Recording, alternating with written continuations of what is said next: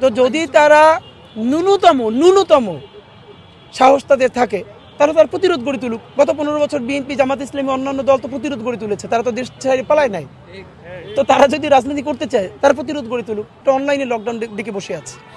মহান মুক্তিযুদ্ধের সময় এরকম ওই যে জাতির জনক বলছে যে আমি হরতাল ডাকিয়ে দিচ্ছি, বাসায় গিয়ে ঘুমা। এখন হাসিন এরকম বলছে আমি লকডাউন দিয়ে দিছি, যা। এখন বলবে কি আমাদের হাতে তো কনক্রিট প্রমাণ নাই। তাহলে জামাতের সময় এত কনক্রিট প্রমাণ কোথায় পাইছেন? বিএনপির সময় এত কনক্রিট প্রমাণ কোথায় পাইছেন? মানে এই আওয়ামী এস্টাবলিশমেন্ট এবং মনস্তত্ত্ব থেকে আমাদেরকে বেরোতে হবে। সুতরাং আমরা এখানে 11টার সময়, সকাল 11টায় আমরা বলেছিলাম দেখেন আমাদের হাতেও লাঠি আছে, কিন্তু আমাদের মাথায় হেলমেট নাই। আমাদের সামনে পিছনে অস্ত্র নিয়ে পুলিশ নিয়ে, আমাদের হাতে রিভলভার নাই। আওয়ামী লীগ গত 16 বছর মানুষ যত গণতান্ত্রিক আন্দোলন করেছে, ছাত্রলীগ গিয়ে হামলা করেছে, সামনে পুলিশ, পিছনে পুলিশ, নিজেদের হাতে পিস্তল এবং মাথায় হেলমেট। আমরা তাদেরকে বলেছি তারা যেহেতু একটা লকডাউন, এবং তাদেরকে চরিত্র দেখেন, একটা অনলাইনে লকডাউন দিকে বসে আছে। মহান মুক্তিযুদ্ধের সময় এরকম ওই যে জাতির জনক বলছে যে আমি হরতাল ডাকিয়ে দিচ্ছি, বাসায় গিয়ে ঘুমা। এখন হাসিন এরকম বলছে আমি লকডাউন দিয়ে দিছি, যা, ফাইন।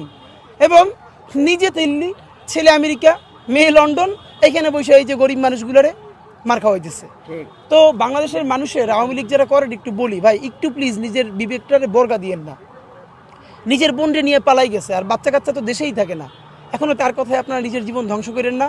আপনারা তো অবাক করেন যারা গণহত্যা করে নাই, আর বাকি যারা গণহত্যা করেছে, বাংলাদেশে ইনশাল্লাহ কোনো শক্তি এই বিচারকে ব্যাহত করতে পারবে না, তাতে যদি কোনো রাজনৈতিক দলও কারোর সাথে আপোষ করে। কারণ এখন এই গণ অভ্যুত্থানের নতুন বাংলাদেশের সবথেকে প্রধান শরিক আমাদের শহীদ পরিবার। সুতরাং কয়েকশো কোটি টাকা দিয়ে ডিল করে আপনি একটা শহীদ পরিবার কিনবেন যার সন্তানটা হারাই গেছে, একমাত্র সন্তান চিরতরে অন্ধ হয়ে গেছে, পঙ্গু হয়ে গেছে। সুতরাং ইনশাল্লাহ আমরা রাজপথে আছি। আপনাদের মাধ্যমে বলতে চাই, তারা যে কোনো জায়গায় শাহবাগে যদি না আসে, যদি বলে যে ওইখানে যাবে, আমরা তো পুলিশ তো অফকোর্স আমাদের সাথে যাবে না, আমরা সেখানে গিয়ে তাদের সাথে প্রতিরোধ করতে চাই।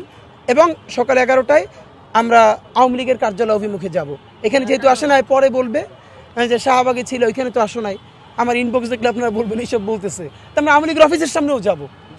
তো যদি তারা ন্যূনতম সাহস তাদের থাকে, তারা তার প্রতিরোধ গড়ে তুলুক। গত 15 বছর বিএনপি, জামাত ইসলামী, অন্যান্য দল তো প্রতিরোধ গড়ে তুলেছে, তারা তো দেশ ছেড়ে পালায় নাই। তো তারা যদি রাজনীতি করতে চায়, তারা প্রতিরোধ গড়ে তুলুক।